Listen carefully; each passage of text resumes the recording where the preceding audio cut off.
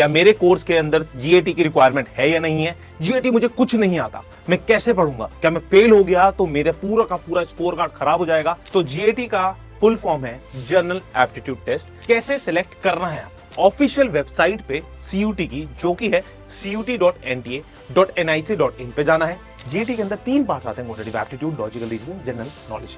जितनी जल्दी स्टार्ट करोगे उतना ज्यादा टाइम मिलेगा, उतना ज्यादा कोर्स कंप्लीट करने के लिए आपको मौका मिलेगा। सीयूटी के अंदर जीएटी लूं या नहीं लूं, जीएटी से मेरा क्या फायदा, क्या मेरे कोर्स के अंदर जीएटी की रिक्वायरमेंट है या नहीं है, जीएटी मुझे कुछ नहीं आता, मैं कैसे पढ़ूंगा, क्या मैं फेल हो गया तो मेरा पूरा का पूरा स्कोर कार्ड खराब हो जाएगा। तो बच्चों, आप सभी के जीएटी से रिलेटेड हर एक डाउट यहां पे मैं क्लियर कर दूंगा। जो भी आप सभी के दिमाग में दिक्कतें हैं जीएटी से रिलेटेड, सारी की सारी दिक्कतें यहां पे इस वाली वीडियो के बाद क्लियर हो जाएंगी। एंड आई एम श्योर कि इसके बाद आप लोग खुद से डिसाइड कर पाओगे कि जीएटी से फायदा है या नुकसान है। बिल्कुल वीडियो पूरी देखिएगा एंड उसके बाद डिसाइड कीजिएगा कि सीयूटी के अंदर आपको जीएटी देना है या नहीं देना है। तो जीएटी का फुल फॉर्म है जनरल एप्टीट्यूड टेस्ट। यहां पे हम लोग बेसिकली 3 चीजें पढ़ते हैं। सबसे पहले अगर मैं आपको बात करूं तो सीयूटी पूरा का पूरा एग्जामिनेशन 3 भाग में विभाजित है। सबसे पहले पार्ट को हम लोग बोलते हैं लैंग्वेज टेस्ट, जिसके अंदर आपके पास 13 लैंग्वेजेस होती हैं।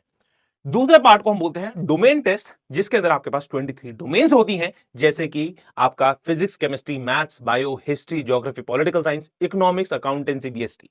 जीएटी थर्ड पार्ट होता है। पूरी वीडियो इस वाली वीडियो इस पार्ट के ऊपर है। अभी हर एक चीज समझेंगे जीएटी से रिलेटेड।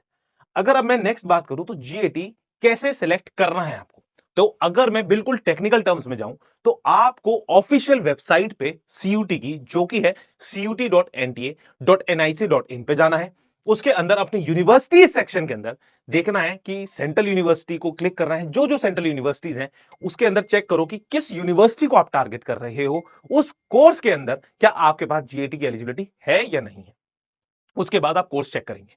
लेकिन again this is very very lengthy task and यहां पे बहुत सारी इंपॉर्टेंट इंफॉर्मेशन आपसे मिस भी हो सकती हैं, और शायद से कोई ऐसी यूनिवर्सिटी जिसके बारे में आपको नहीं पता था और जो बहुत अच्छी यूनिवर्सिटी है, उसके अंदर एक बहुत अच्छा कोर्स है जिसकी फ्यूचर प्रोस्पेक्टिव बहुत अच्छे हो सकते हैं, वो चीजें नहीं पता थी, वो मिस होने की संभावनाएं बहुत ज्यादा है।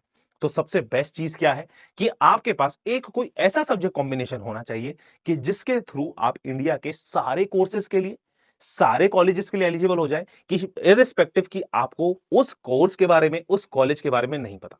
एक चीज सोचिएगा, एक सिनेरियो इमेजिन करो कि आपने एग्जामिनेशन दिया, सीयूटी का एग्जामिनेशन दिया, जब आपका रिजल्ट आया तो आपकी जब काउंसलिंग का प्रोसेस शुरू होगा तो आप इंडिया की सारी यूनिवर्सिटीज के लिए एलिजिबल हो, सारे कोर्सेज के लिए एलिजिबल हो।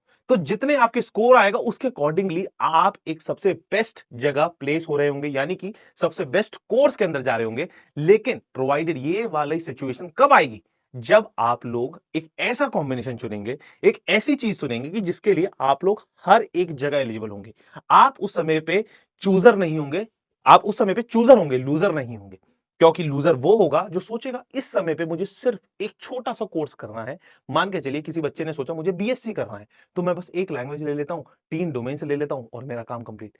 अगर मैं बोलता हूं उस दिन आपका लक नहीं चला या फिर आपका वो दिन नहीं था, उस दिन आपकी तबीयत खराब हो गई, आप उस दिन अच्छे मार्क्स नहीं लेके आ पाए, तो आपका 1 साल बर्बाद हो जाएगा। किसी बच्चे को बीएलएलबी करना है, तो वो उस स्टूडेंट ने सिर्फ एक यूनिवर्सिटी का बीएलएलबी की एलिजिबिलिटी देखी और वो ही उसने अपने कोर्सेज भर दिए।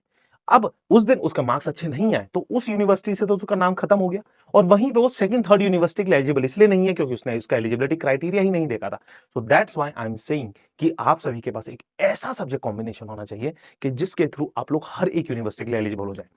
And I am ensuring this, आप लोगों को मैं चैलेंज कर सकता हूं कि मुझे एक चीज, एक भी कमी जीएटी के अंदर बता दीजिएगा कि जिससे आपको देने से नुकसान हो सकता है। जीएटी एकमात्र ऐसा सब्जेक्ट है आप सभी के सीयूटी एग्जामिनेशन के अंदर जिसको देने कैसे आपको सिर्फ फायदे हैं, नुकसान एक भी नहीं है। समझाता हूं थोड़ा सा। अगर आपने जीएटी दिया तो जिन कोर्सेज के लिए, जिन कॉलेजेस के लिए जीएटी इंपॉर्टेंट है उसके लिए तो आप एलिजिबल हैं ही। अगर आप लोगों ने जीएटी दिया और जिन कोर्सेज, जिन कॉलेज के लिए जीएटी नहीं है और वहां पे अगर आप फेल भी हो गए जीएटी के अंदर, तो आपकी ओवरऑल मेरिट पे दिक्कत नहीं आने वाली है, क्योंकि उसके लिए जीएटी चाहिए ही नहीं।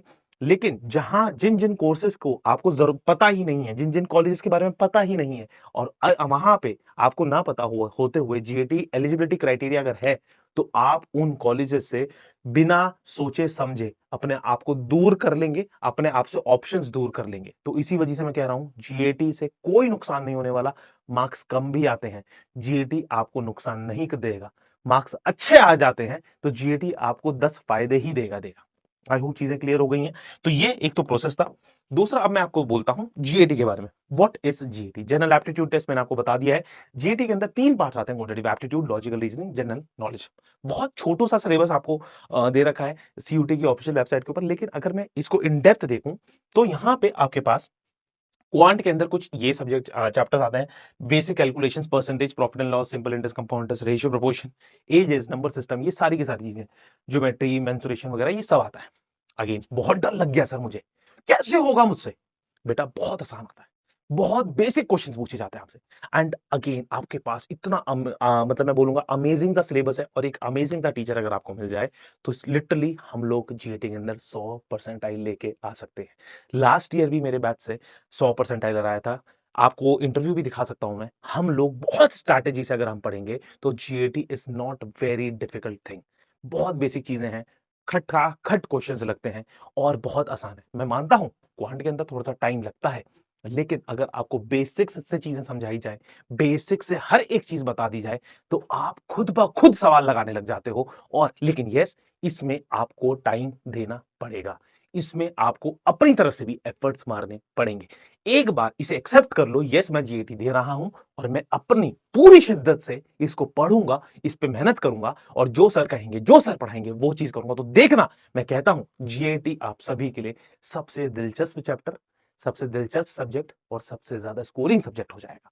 इसके बाद की अगर मैं बातचीत करूं आप सभी से, तो लॉजिकल रीजनिंग के अंदर बहुत बेसिक बेसिक से सब्जेक्ट चैप्टर्स आते हैं आप सभी के सामने, जैसे कि alphabetical series, calendars, blood relationship, distance and direction ranking. ये इतने आसान है कि लिटरली एक क्लास के बाद, सिर्फ एक क्लास के बाद आप लोग लॉजिकल रीजनिंग के अंदर हर एक क्वेश्चन आंसर करने के लिए मैं बोलूंगा सक्षम हो जाएंगे।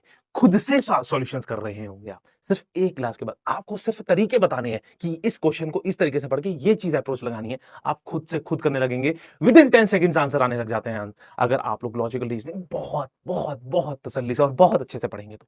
आई होप ये चीजें समझ में आ रही होंगी। एंड अगेन ये वाला पार्ट, जनरल अवेयरनेस वाला पार्ट, थोड़ा सा लेंदी है क्योंकि इसके अंदर आपके पास जनरल नॉलेज आती है, स्टैटिक जीके आती है, करंट अफेयर्स आता है। ये समुद्र है, बहुत कुछ है। अगर आप यूपीएससी की तैयारी कर रहे हैं तब भी आपको जीके पढ़ना पड़ता है, आप एसएससी की तैयारी कर रहे हैं तब भी जीके पढ़ना पड़ता है, आप बैंकिंग की तैयारी कर रहे हैं तब भी जीके पढ़ना पड़ता है। यानी कि जो कोई भी कॉम्पिटेटिव एग्जामिनेशन आप लोग दे रहे होंगे, सभी एग्जामिनेशन के लिए आपको जीके देना पड़ता है। तो जीके कितना पढ़ना है, कैसे करना है, हर चीज बताई जाएगी, समझाई जाएगी कि जिससे बहुत नहीं पढ़ के इतना पढ़ लीजिएगा कि एग्जामिनेशन के अंदर अच्छे मार्क्स आ जाएंगे। बहुत तसल्ली से और बहुत अच्छे से हम लोग पढ़ाई करने वाले हैं। ठीक है, तो ये सारी चीजें हो गई आप सभी के सामने। अच्छा, अब स्टार्ट कैसे करना है? सबसे पहली चीज, except this that you have to give GAT in your examination. आप लोग जीएटी कर रहे हैं, जीएटी की एक अच्छे से अटेम्प्ट दे रहे हैं आप लोग।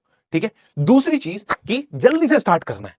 जितनी जल्दी स्टार्ट करोगे उतना ज्यादा टाइम मिलेगा, उतना ज्यादा कोर्स कंप्लीट करने के लिए आपको मौका मिलेगा। और हम लोग जितनी जल्दी कोर्स कंप्लीट करेंगे उतनी जल्दी हम मॉक्स देने शुरू करेंगे, और मॉक्स जितनी जल्दी देंगे उतने हमारे अच्छे मार्क्स आएंगे। दूसरी चीज, मॉक्स देने शुरू करने हैं। जैसे ही आपके 3 से 4 चैप्टर्स कंप्लीट हो गए हैं, तैसे ही मॉक्स देना शुरू करना है। सबसे बड़ी गलती बच्चा क्या करता है कि मॉक्स को बिल्कुल एंड तक छोड़ता है कि सर जी मेरा एक बार 100% सिलेबस कंप्लीट हो जाए तभी मैं मॉक्स दूंगा। ये सबसे बड़ी गलती है आप सभी की। अगर आप लोगों ने मॉक्स स्टार्टिंग से ही देने शुरू कर दिए ना, तो आप लोग बहुत अच्छे मार्क्स लेके आ सकते हैं। ठीक है जी।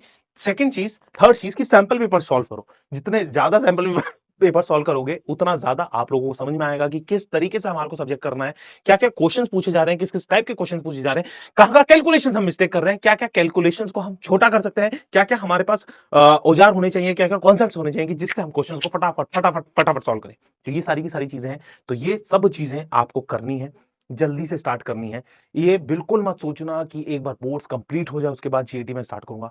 ये जिंदगी की सबसे बड़ी गलती आप लोग कर रहे होंगे अगर आप लोग बोर्ड्स के बाद जीएटी स्टार्ट कर रहे होंगे तो।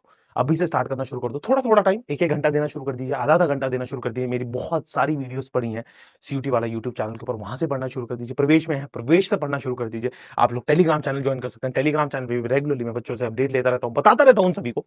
तो आप कुछ ही भी तरीके से, अगर आप पढ़ने वाले बच्चे हैं, तो आप अपना माध्यम खुद ढूँढ लेंगे। प्रवेश बैच में, सीयूटी वाला यूट्यूब चैनल के ऊपर, टेलीग्राम चैनल के ऊपर, हर जगह ढूँढ लेंगे आप लोग, ठीक है?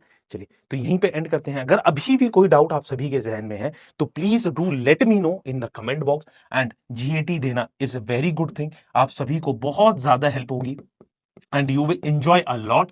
And I will make sure कि आप सभी की जीएटी की जर्नी में बहुत आसान, बहुत अच्छी और बहुत बेहतरीन बना पाऊँ, ठीक है? मैं वरुण गोयल आप सभी का सीयूटी मेंटर आप सभी से विदा लेता हूं। Till then bye bye, take care. And इस साल हमारे को फोड़ के आना है अपने सीयूटी एग्जामिनेशन के अंदर, जिससे हम अपने ड्रीम यूनिवर्सिटी तक पहुंच पाए। Till then bye bye, take care, God bless you all. कोई डाउट है, do let me know in the comment box. जय हिंद।